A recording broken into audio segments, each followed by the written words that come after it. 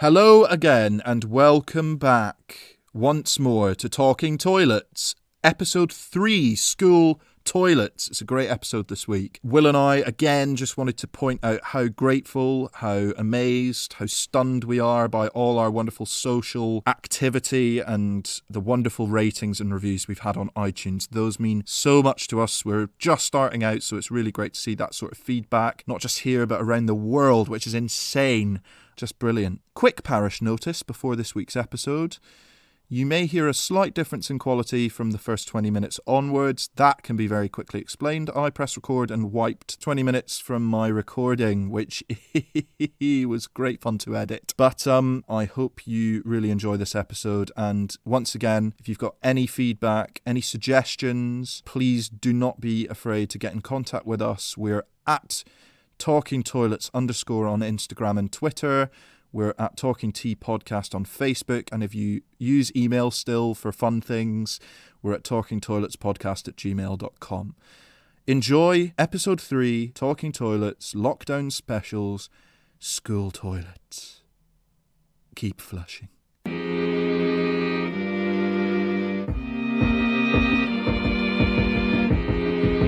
Talking Toilets with Alex Hope and William Smith.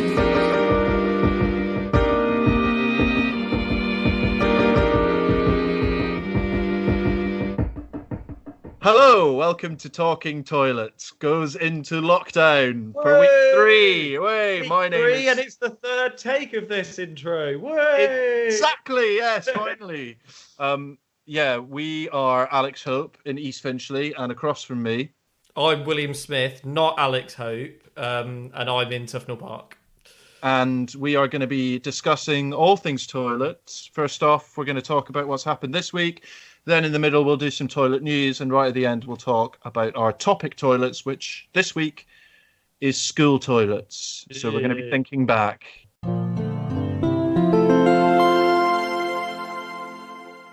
Do you want to start us off this time? Yeah, cool. Tell us about what happened to you this week.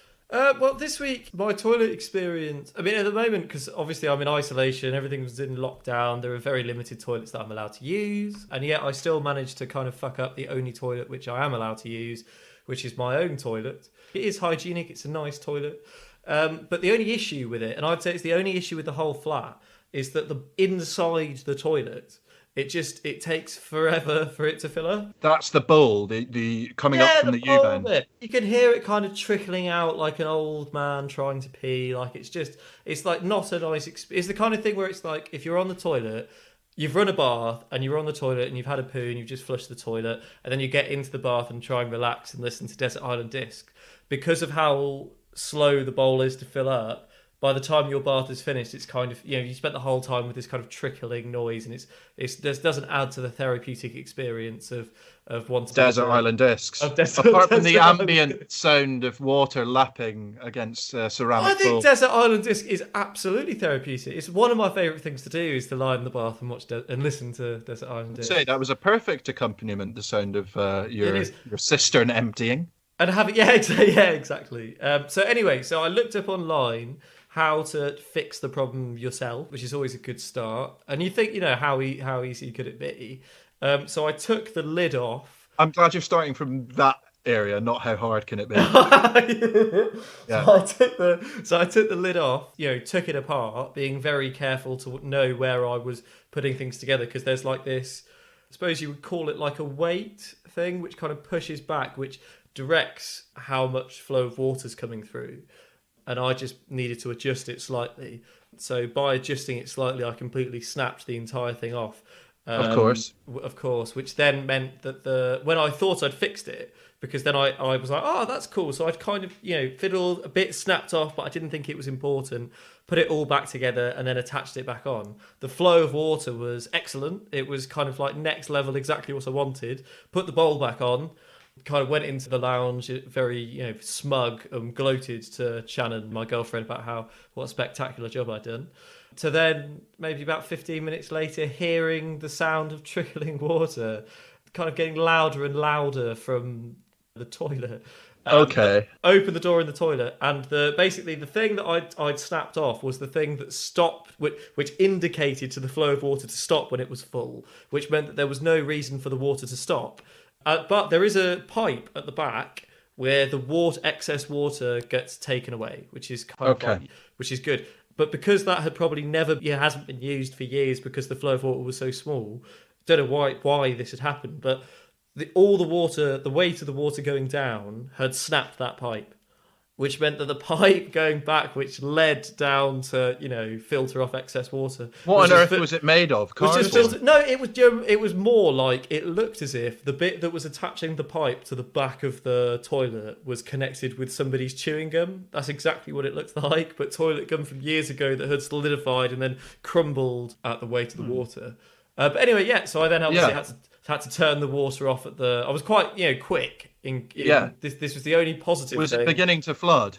It was flooding, 100% it was flooding. So and you're on the third floor of that house, aren't you? Yeah, third floor. I managed to... the water... there's a little valve at the bottom right, which you can just turn from vertical to horizontal. And it cuts it off. And it shuts the water off. So it meant that we were just able to do that So we were able to fill up the toilet and then use the toilet and then turn the valve on and then turn it back off again. So technically, I did fix the issue of the slow filling. It just became a bit of a nuisance. There was a lot of water everywhere. It went from hardly any to an overflow. An overflow. But I mean, the landlords, to be fair to them, in this kind of corona troubled world, were very quick in getting somebody out. When I had explained how it happened, I kind of went, it wasn't filling up very quickly, so I foolishly took it apart. He went, don't you worry about it, mate. I'm just happy for the work. Normally I might have 4 or 5 jobs a day after Corona. I've got nothing. Don't worry. The system probably hasn't been used or touched in, 5 years. So these things shouldn't normally last that long. Pretty crap system. I'll get you one right. I'll sort you out. Right. So that was mid-10s bad plumbing, not 20 years ago. I think it was more, well, I don't know, whatever. I mean, I don't really know he knew what he was talking about. He came round, said that he couldn't do anything, he needed to order a part, and then the next day somebody else came. But the man was very nice in saying that he would instruct the landlords that it wasn't my fault, it was something that was going to happen anyway. Which is interesting, because I think crisis averted. Thank goodness. Complete lie. Thank goodness, yeah. Otherwise, your desert island discs might have come to a reality of sorts. Yeah, that's a good point. Yeah. No, that was it. That was really interesting question. Yeah. If you had a desert island disc of one toilet, the only toilet you've ever used that you go, that's the only one I want to use for the rest of my time. Am I allowed to use fictional toilets? Oh yeah, I imagine so. Well, then I think I know which one you're going to pick. Yeah, the Rick and Morty toilet. Yeah, probably. I think that's it is designed as being the perfect toilet. As per the episode, does that mean that I should therefore pick it as well, just so that it's contested over and it's then null and voided that it's a private, perfect toilet? Well, I don't know. I think I'd be willing. You have quite good levels of sanitation and hygiene.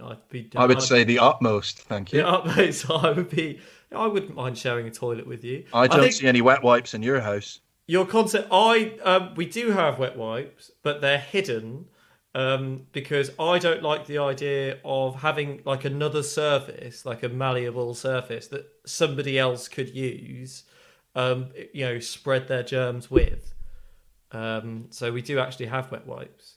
They are upon request. Do we allow by invitation only? Invitation only wet wipes in the Smith Welcome to the wet wipe area. Right, Alex. What's your toilet story of the week? Speaking of my toilet, Will, I had the joy of using it for the last 2 weeks, or since I've been on furlough, which is now a week and 4 days ago. Lovely. So, living life. I'm already halfway through my furlough, and I've done absolutely not much. So you're now furloughed, so you're now got time off, but Louise is working from home, which means that technically your own personal toilet has now turned into a work toilet. Yes, agreed. For Louisa, has there been any change in behaviour? I think I've been, as I say, more vigilant about the state I leave it in. Not to say that I don't usually become vigilant. It's very easy to forget when you've got to do 2 things in the bathroom.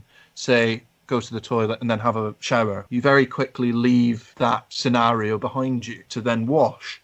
So it's not been cleaned in a while, but we haven't really done a spring clean because we've been using the house so much. I've been very on top of my duties, and so has Louisa. The bathroom is our like no man's land, and now, as you've said, it's a work toilet. It should probably become rotated at least, or something along those lines. But yeah, no, it's kind of the functionality and the functional items and fixtures in the toilet, in the bathroom, those remain clean.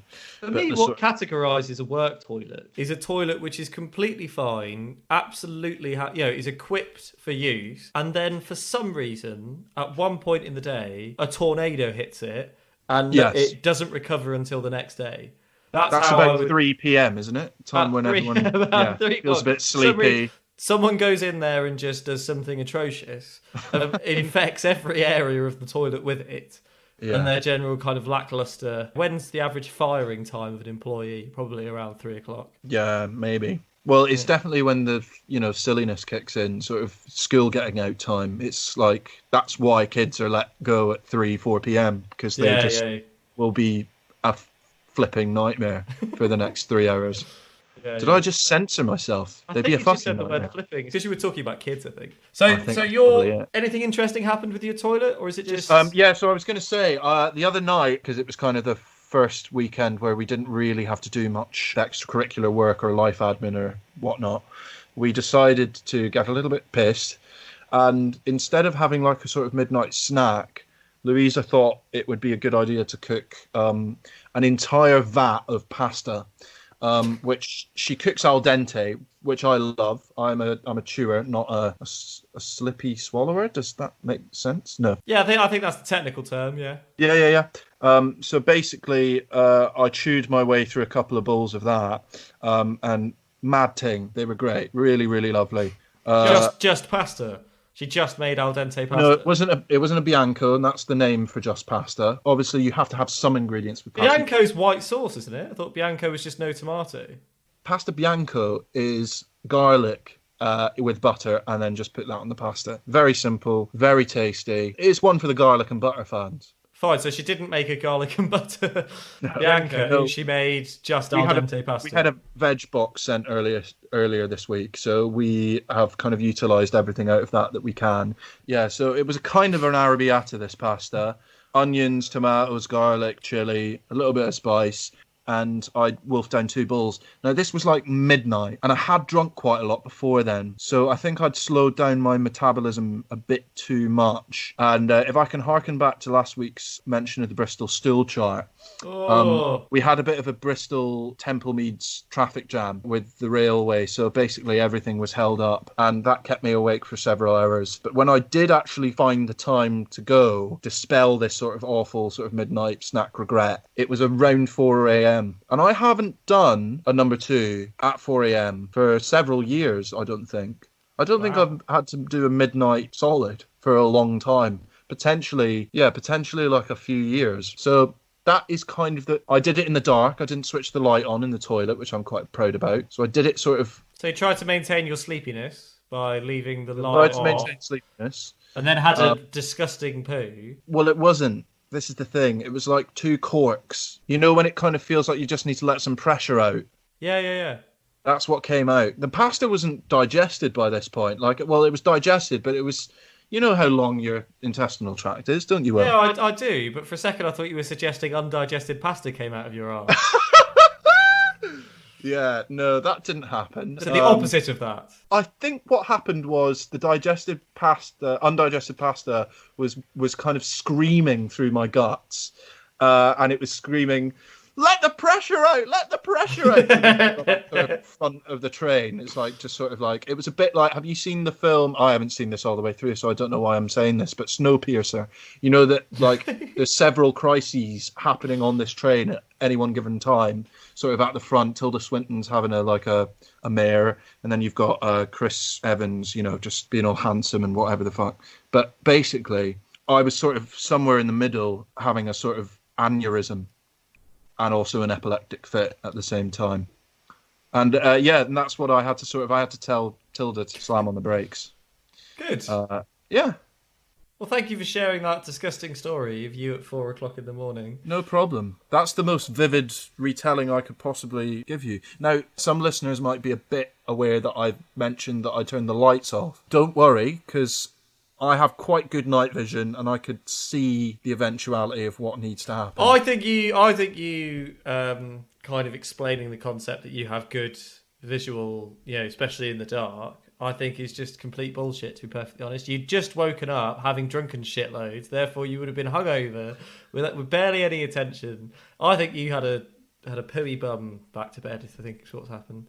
Yeah, but you're forgetting the fact that I use toilet tissue, like wipes. Faultless.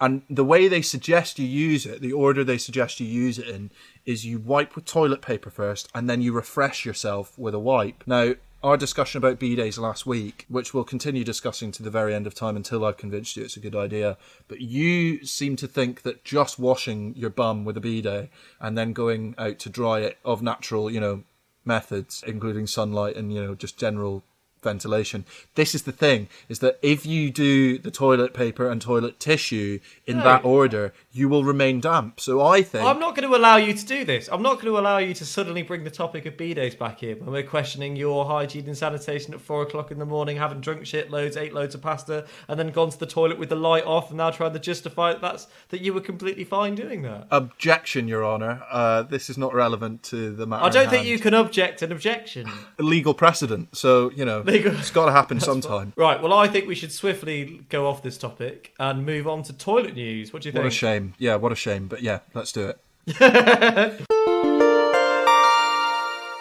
Welcome back. This is Toilet News, where we discuss what's been happening in the world of toilets this week. So this is from The Guardian. Sensors, taps and no door handles. COVID-19 shows it's time to rethink public toilets, which I think is brilliant. I mean, this goes on to, I think on our first episode, we said, what do we wish for the future? Oh, yeah. And we mostly wish that there would be some form of kind of public health understanding and kind mass of exodus. Surely. Of some form of response. And it says here, public health experts, designers and architects say COVID-19 pandemic has exposed fundamental flaws in the design of public toilets that risk spreading a second wave of the coronavirus and possibly even new pandemics, which is excellent. Yeah. Some of the suggested innovations include greater uptake of sensors taps, which I think we can all agree with. Sensor taps are great. I mean, really, you should just sensor everything, shouldn't you? It says here fully self-cleaning cubicles, which is interesting. Yeah. Designing exits so that you don't require human contact. I also think entering the toilet as well would be useful. Just kind of no contact whatsoever. And having bathroom attendants. What do you think, Alex? Well, I think there's lots of things here that we've mentioned before, but like trying to sort of think about the new points. The idea that you could sort of sanitize a cubicle is quite nice. I think it would probably be quite similar to those toilets that you like close and then it sucks it out of an air vent, a bit like in an airplane. I think it's, you've got those waterless urinals. Yeah. So you've got like McDonald's did them quite often, and they were said how these were self-cleaning urinals just by what they were made of. Yeah.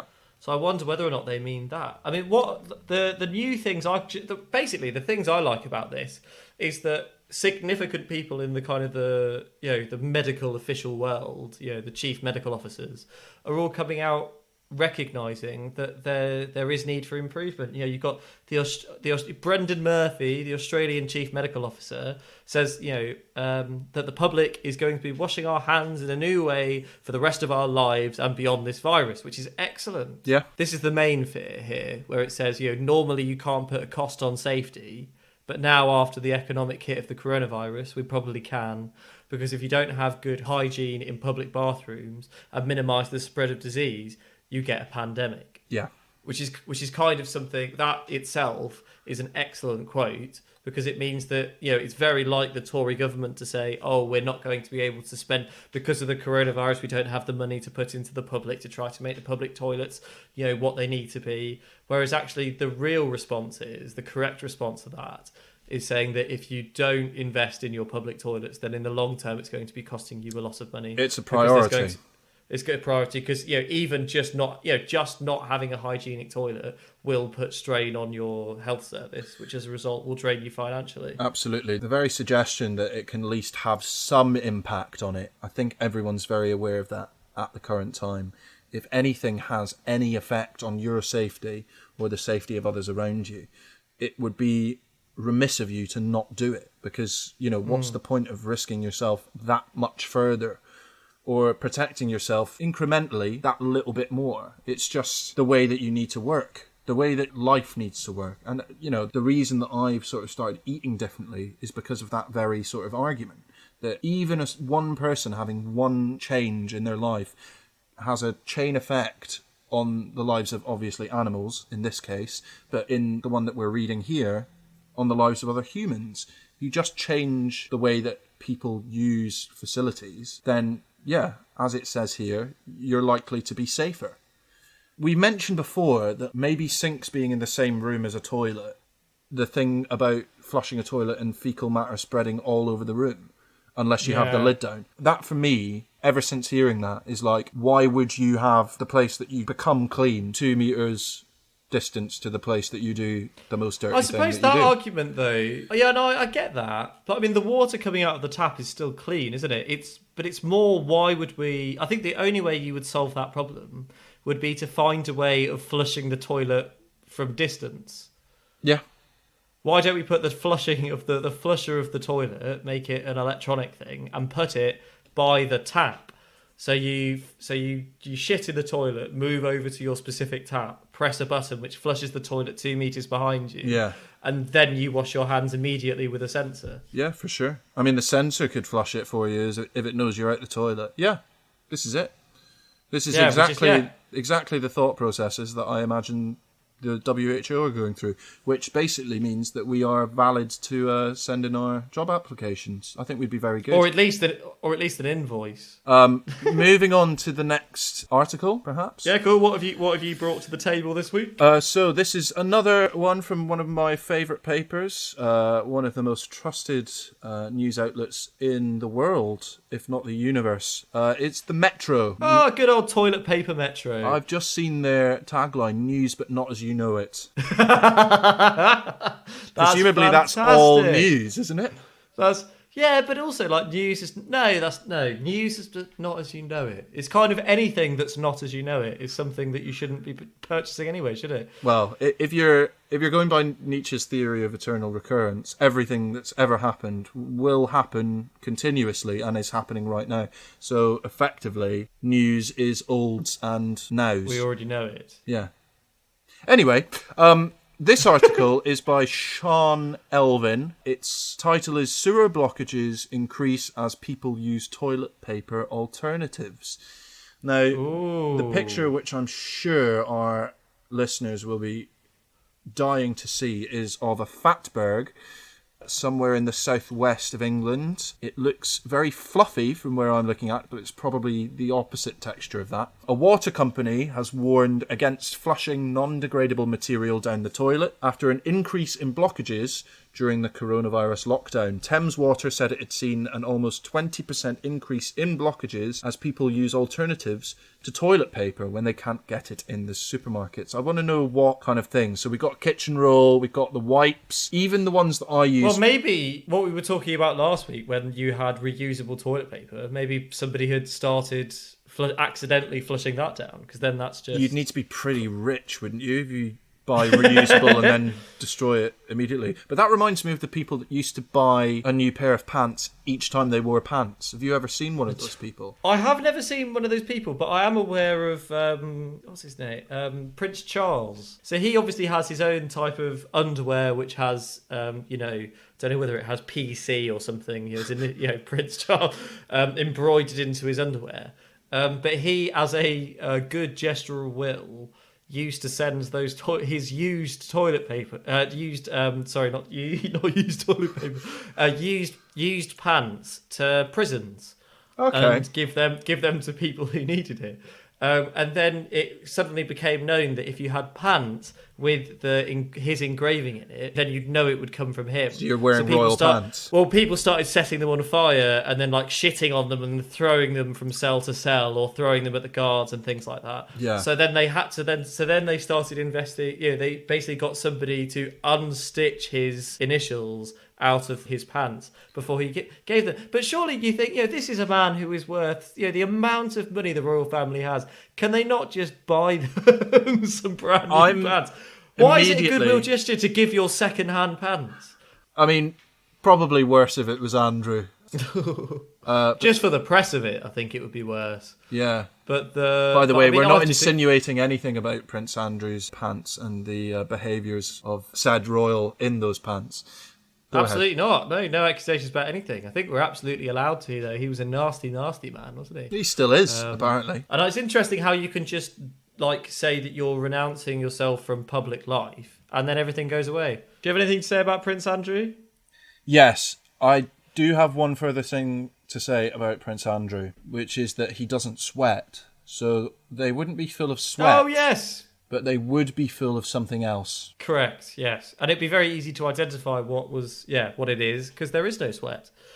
I forgot about the fact he doesn't sweat. What a fucking weird man. I mean, he definitely does, but that's fine. He definitely does. Is there anything else we need to say about your toilet news article? I mean, basically, we need to just tell the world to stop flushing stuff that isn't toilet paper down the toilet. One thing I will say is that it's a moralistic choice of whoever uses the wipes that are specifically for toilet use. Because on the packet it says you can wash these down the toilet, but a lot of the advice that comes from actual sewage companies and waterworks are that you should only have 3 things that you wash down the toilet, and this is in the article. There are 3 P's. There's poo, pee and paper. And obviously that doesn't mean A4 copy. That means toilet paper. So, I mean, I might start to restrict my own use because I feel like if this is getting worse during Corona, then the last thing we need is streets flooded with shit. Agreed. Yeah, okay, so yeah. Self-flagellation, complete. I don't know what else I want to say about this, really, Also, there is enough toilet paper, I think, now, isn't there? When I go to the shops, it's full of toilet paper. Oh, yeah, absolutely. People are flushing what they had bought just in case because they now realise they don't need it. People, all those children clothes that were on offer that they bought just to wipe their arse with that they don't need anymore, that they've just decided, oh fuck it, let's just use it for the use that we bought it for. This article has really brought up the best of us, both Prince Andrew and baby clothes. Yeah, nice. The biggest fatberg that was ever found. While we were working at the Barbican together, it was on display in the Museum of London, and I'm really gutted we didn't go and see it because apparently it was a thing to behold. But my partner asked me what a fatberg was today, and it was interesting. I didn't know quite how to describe it. I just sort of thought big congealed mess of flushed toilet stuff and fat, just congealed gunk and hair. Yeah, it's just whatever clogs pipes, isn't it? It's just whatever. A big version of what you pull out of your own drain. Ooh. Let's do. I wonder where that is now. I wonder where the biggest. Oh, they flushed it down. They flushed it down the toilet. Of course. So, next up, everyone, we have our topic toilet discussion, which this week is, of course, school toilets. We were discussing just before we recorded this, Will and I, that I actually can't remember the toilets in my high school. Like, I can remember that there were toilets, so it's not that there weren't toilets, but I definitely can't picture them as clearly in my head as the ones at my primary school. And now, you know when you think about things when you were a child, and you think, oh, that was really big. And it's gotten smaller nowadays. You're going to talk about your penis? I don't think I was talking about my penis, but, subconscious is a funny thing. No, I was mainly talking about things like the size of biscuits, or like, when you get older, things seem smaller than they once were. Uh-huh. So the opposite goes for me for my primary school toilets. I remember thinking, wow, this urinal is really low down and it's really small. And I was just a small child. I was an average-sized child. I've since grown big and tall. But then it was very strangely sort of like it felt too small, the urinal. Are we talking about a toilet here, or are we talking about what are we doing? Can we start the topic again? Yeah, cool. Is that right? Now we have topic toilets, and this week for discussion, we have the topic of school toilets. Yeah, just before we started this, I was telling you, Will, wasn't I, that I can't remember my high school toilet. That was very threatening. Yeah, no, you were saying that you couldn't remember the toilets. I mean, I have quite a strong memory of all of the toilets. I think I've used throughout my education. From the one in Italia Conti, which was which was basically made out of they made an extension, and then they realised in the extension they forgot to build a toilet. So right by the scene studies teacher, they put up like a bit of MTF and made a toilet, which was awful because it meant that you would shit, and then you would hear, so you could always hear Tamsin, the teacher, laughing because you were shitting. And and then all the way to primary school when you had the toilet where we used to piss out of the window. But the one that I'm going to talk about today, in terms of kind of school toilets, or like this was university toilets. This is when I was at Central St Martin's. And we just moved, so we were in Back Hill in this kind of small, so drama centre. One of it was in Back Hill, and then halfway through the course we moved to King's Cross in this big swanky kind of, they brought together everyone in Central St Martin's and put us together. But so we had to do this weird scene, so we had to pick somewhere in the building and you do a scene, and I had picked the toilet to do my scene in. But the toilet of the room that we were on, the pass wasn't working, so we had to go and use a different toilet where there were quite a lot of students doing their curriculum. Right. But when I had set the toilet up ready, at the beginning of the scene, I was throwing up in the toilet, and then I came out and I was a junkie who was, trying to get off it, and I was struggling. So, I started up, I go in the toilet, and the idea was that the teacher would bring in all of the, my fellow classmates. The blessed audience. And all the blessed audience into the toilet, and all they would hear would be me throwing up and retching, and then out I would come and I would start it. And I'm quite good at retching, like in terms of making the sound. That sounded very viable. Yeah, I was quite confident in at least creating a good setting and the beginning of this kind of monologue. Okay. What I hadn't accounted for was the general public. And a design student had decided to use the other. There were two cubicles in this toilet, and used the other cubicle. And in the time it took me to come up and set up the toilet, the setting up of the toilet was me getting loads of toilet roll and putting it all over the floor, making it look like a shithole. So I then left to then tell the teacher that I was ready to go in. Yeah. I then ran in and locked the door, went on my knees and hands, and got ready and waited so I could hear everybody come in. In that time of me going and getting the teacher, some poor bastard had decided that he needed a poo and had walked into this toilet, probably went, what the fuck is all this tissue doing on the floor? And then went into the cubicle and just started taking a shit. And so I then started going, to when the guy then went, knocked on the side and just said, "Is everything all right?" And I went, "Shut up! Like, just I'm doing something here." You're and killing art. In walks all of the the teacher and all the students, and I continued to do it. Oh, man. And the worst thing was that I'm throwing up in the toilet. I then open the lock and the door, and my eyes have tears in them, and I'm bright red, and I start to do my monologue. And then the toilet flushes of the guy who's just casually using the toilet, and then you couldn't write sadly, it really. You couldn't write it, and sadly, it was a wonderful bit of comedy because I couldn't I wasn't very professional. I couldn't hold in the laughter, and as could my fellow. And then the guy just unlocked the door, came out, washed his hands while there were like 20 people all huddled in this toilet, and then just said "excuse me" and left. That is just so British. That is such a British thing to react with when faced with the complete opposite of what you would imagine a toilet to look like and who would be in it, is just to continue as if it's just to continue. Completely kudos to that guy though, just going like, absolutely fuck you. I'm in this toilet for its designed purpose. I've had my poo. You're not going to stop me. If you wanted good training for impromptu theatre and site-specific theatre, you couldn't really have got much better training than someone shitting or pissing right next to you. while you're in a toilet. It was brilliant. But yeah, that's out of all of the stories that I can remember. The other one is that I quite enjoyed. So we had, before our exams in secondary school, we were taught to do everything you possibly can beforehand to prepare yourself. You know, you're not allowed to take anything in with you to your exams except for a pen, you know, like things like that. But our head teacher said that we were allowed to bring mints. So, you know, we were allowed to bring polos. So you can like suck on a polo to kind of, you know, get your sugar levels up and keep your concentration going. Which then kind of brought me to the idea of how can I really prepare myself for an exam? And it was have a cigarette so you don't think of nicotine, then go into the toilets and have a wank.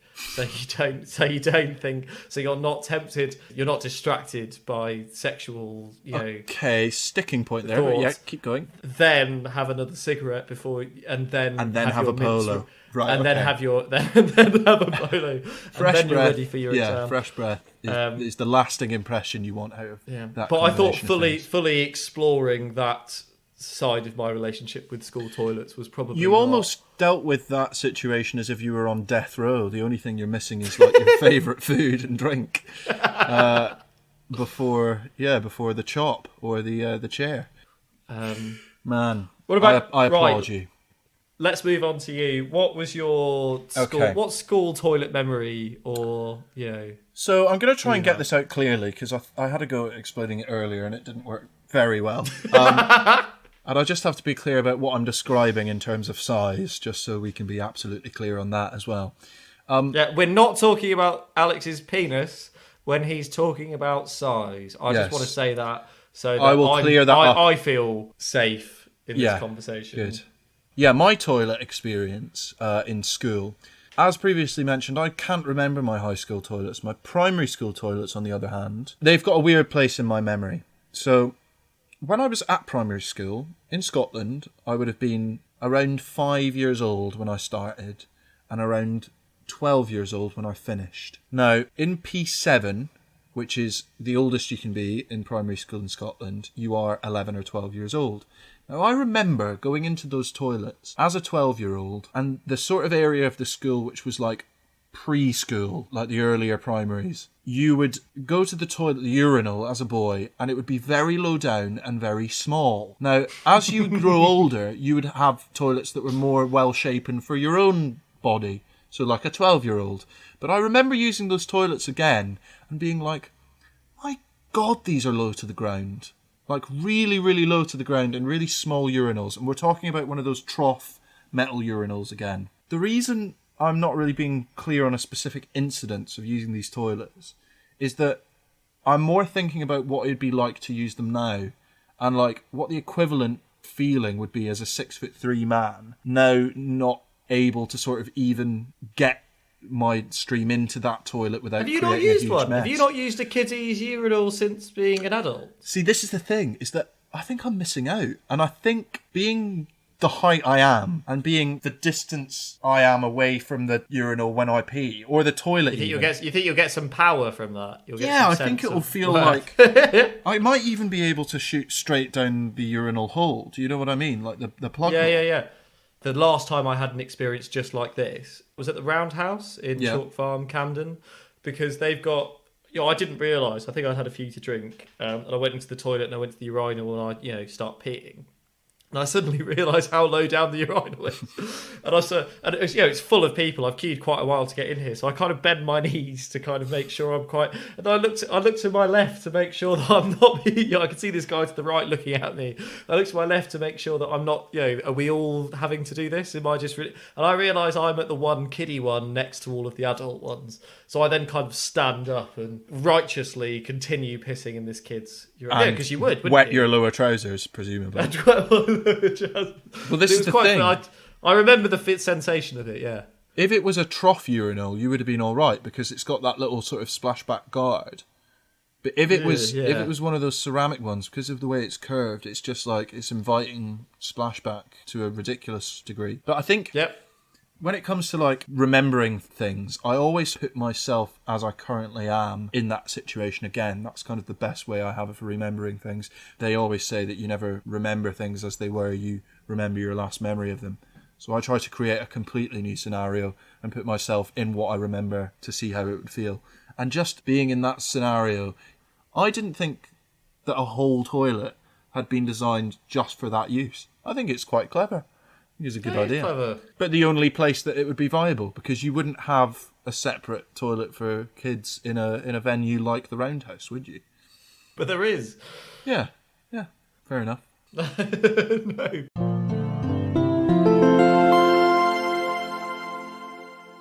One thing we've started doing, now we're recording remotely and the world is a bit chaotic, is we like to end on a thought for the future. Yeah. My thought for the future this week is very simple, and it's just that I hope we have a nationwide vote of no confidence in the current party, and we hold the adulterous coward. Not you. Well, I'm talking about. Sorry, I'm talking about Boris Johnson. I hope that we talk about him last episode. It's important to talk about him because, he's making decisions which are affecting all of our lives, and it feels that people are kind of treading on eggshells around him. He had a baby, didn't he? Which then allows him to have certain kind of relaxed scrutiny, which shouldn't be the case at all. He's a man that actually ended up taking a day off because his. A day off during a pandemic is bizarre. How can you possibly do that? It's awful. I just hope that we have a vote of no confidence nationally, and we rethink who's in power, and that's it. That's all I want to say. I'd put £5 on it, but yeah, we'll see.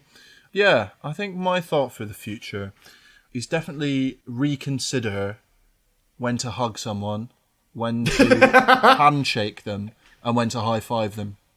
I think it's definitely more prevalent in London, and I think a simple handshake, I think that should become the new norm. I'm just going to say. Do you think we hug people more in London than we do elsewhere? Is that what you were saying? Definitely. I think it's an Americanized thing as well. I think it's definitely strongly Americanized. I'm not saying I don't like hugging. I just think for the time being, like a keep calm and carry on thing, I think the handshake was definitely more popularized during the war.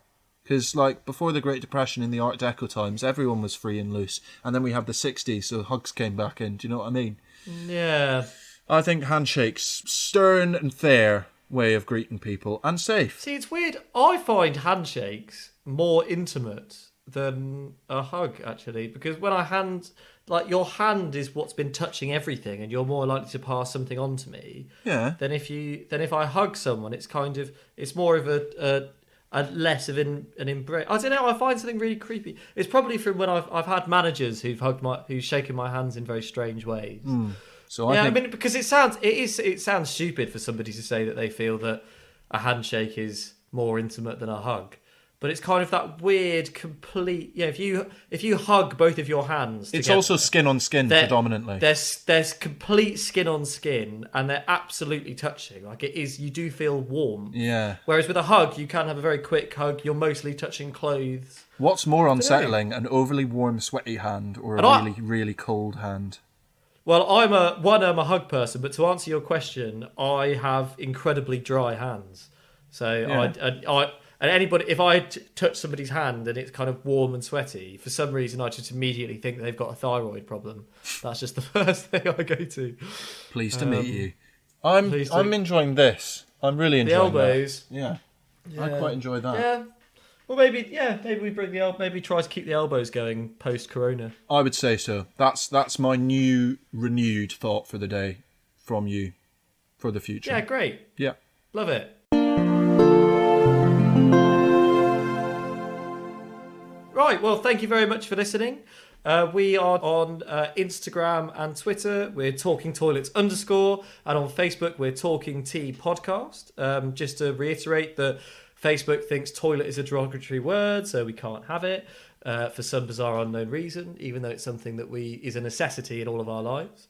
And for people who don't have it, it's very sad, and we want to get correct sanitation out to everyone. Absolutely. So it should be a word that we should actively be able to talk about. B-Day. But yeah, we really hope you've liked it. Fuck you in the B-Days. We really hope you like the episode, and if you do, please shout out, tell somebody. In the future, we're going to be bringing on guests where we're not going to be forced into lockdown situations by government restrictions, and we hope you're all being safe, well, sane, and enjoying the time you can on the toilet. on the toilet. Exactly. Excellent. And remember, keep flushing. Keep flushing.